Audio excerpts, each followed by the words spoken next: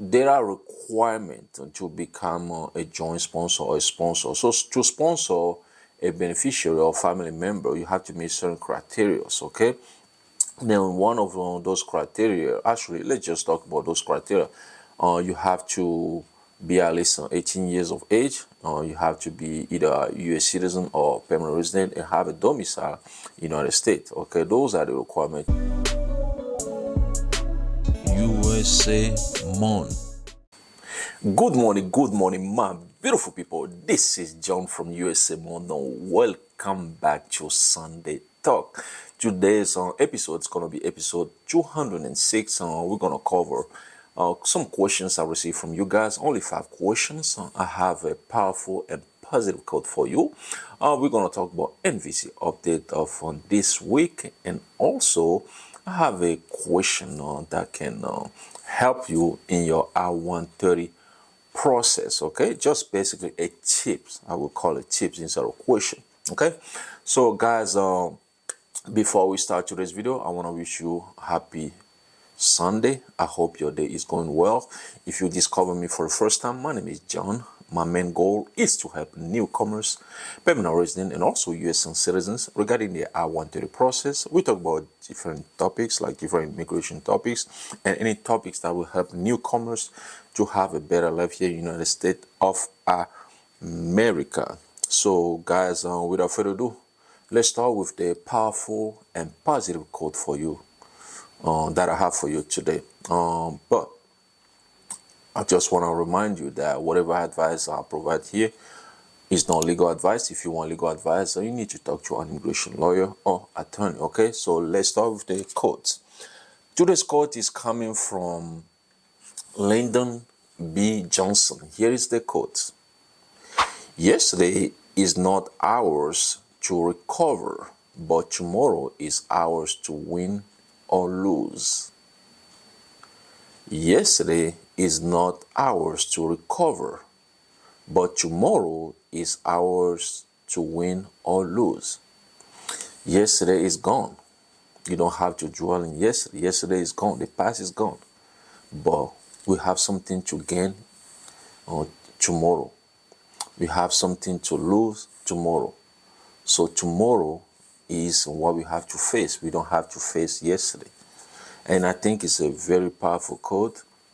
And, just let me know in the description below, what do you think? Okay, so let's start with the questions that I have for you today. Like I say, it's going to be 5 questions and we're going to cover in this video.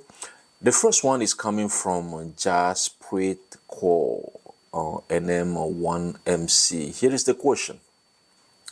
Hello, sir. Do I need to take my joint sponsors affidavit of support that I upload on Computer Electronic Application Center, this same document, or I need a new latest one to take with me during my family-based visa interview?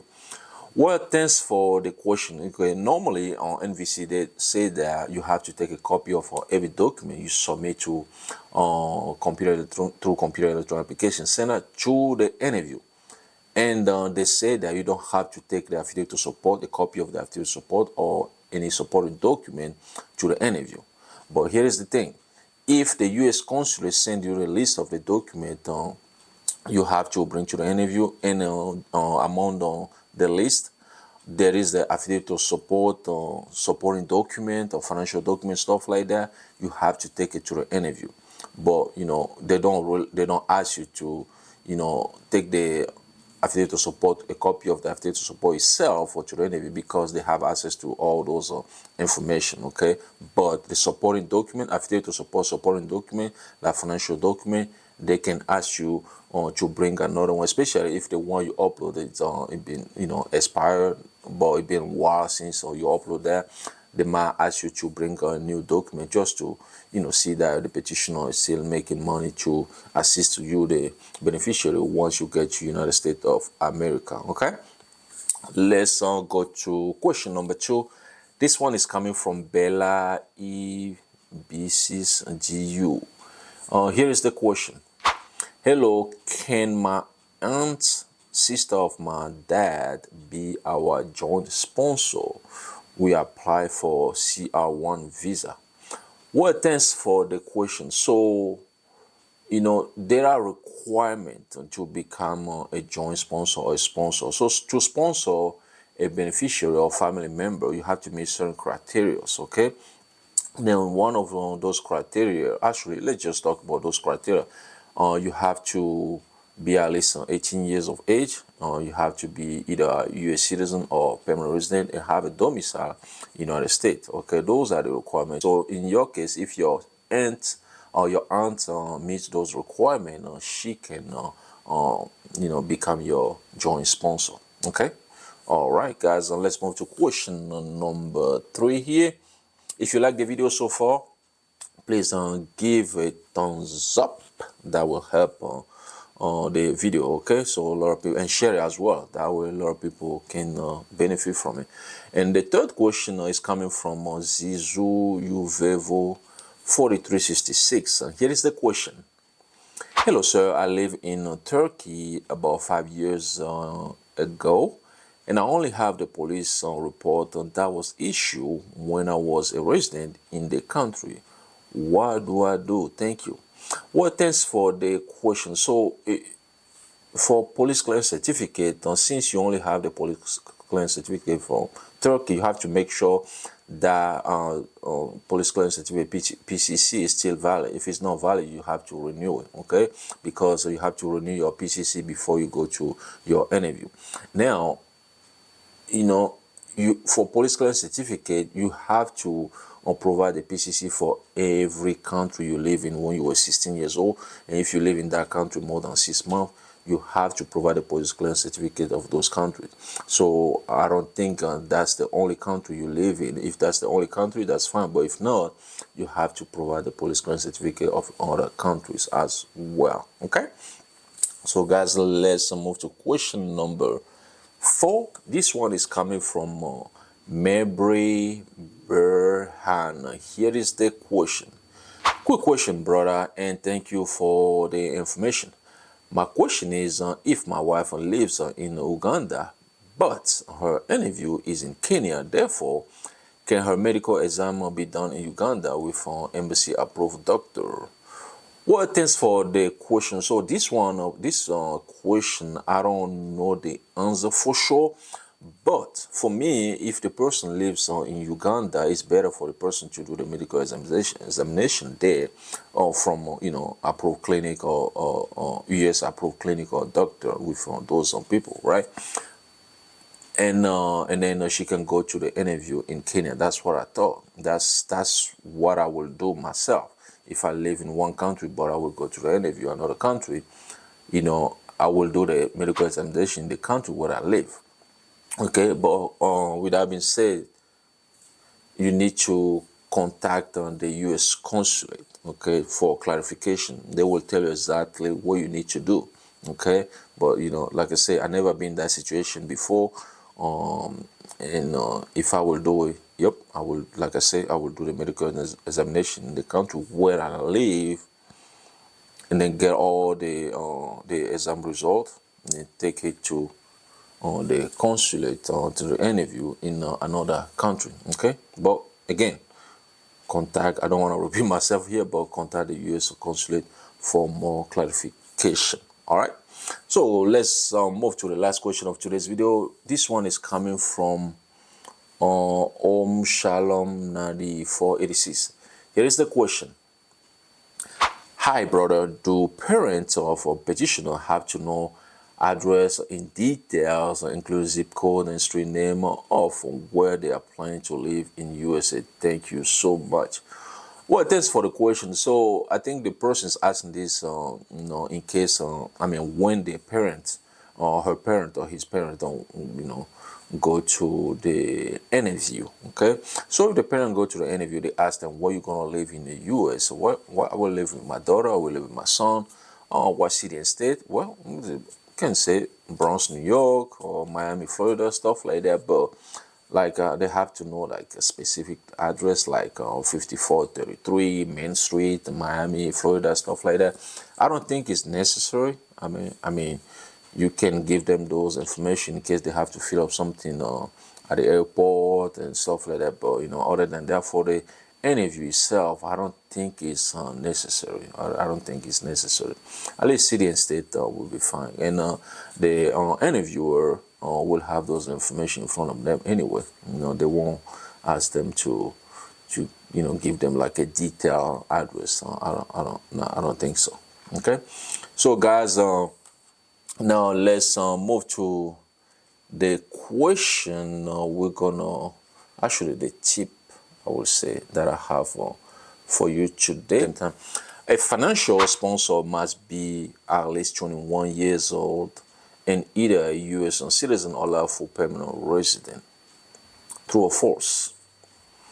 A financial sponsor must be at least 21 years old and either a U.S. citizen or a lawful permanent resident. True or false? What do you think? True, false, true, false? False, okay?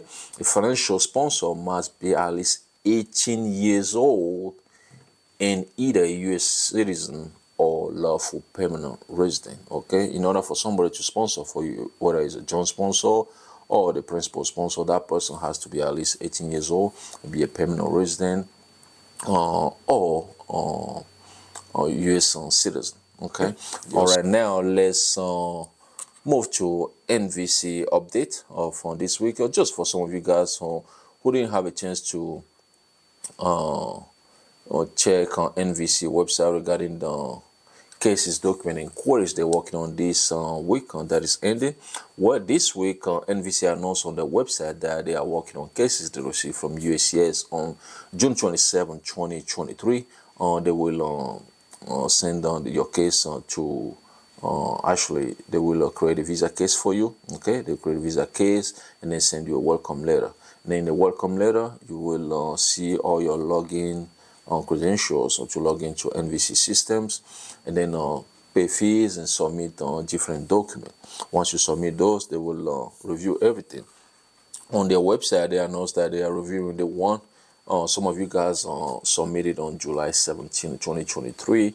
Once your document to qualify, you have to wait for interview appointment letter. But in case something is missing, maybe the fees are incorrect, or you submit a wrong document or unclear document, they will send you a notification to correct those mistakes and then resubmit your document. Okay, so after you resubmit the document, sometimes it can take like a month or 2 months in order for them to review it again and then let you know whether or not your document will qualify. But in case you just have to wait for an interview appointment letter. And then the third update is regarding inquiries. Okay, some of you guys have questions. You send inquiry to NVC, where they are responding to the one they receive from you guys on July 25th of 2023. Okay, make sure you check your inbox to see if NVC replied to your message. Sometimes the message can go to the spam folder as well.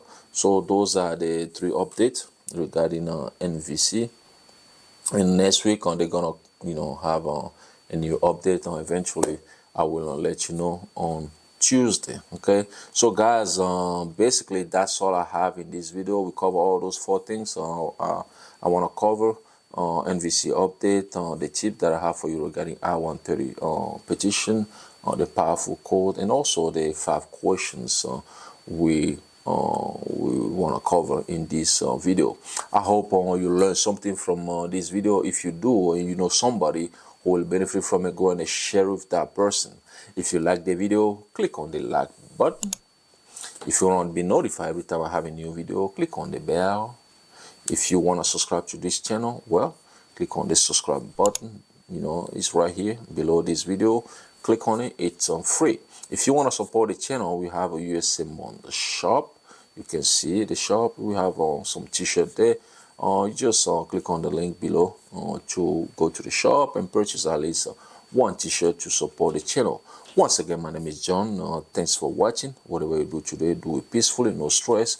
And I'll talk to you guys in another video. USA Monde.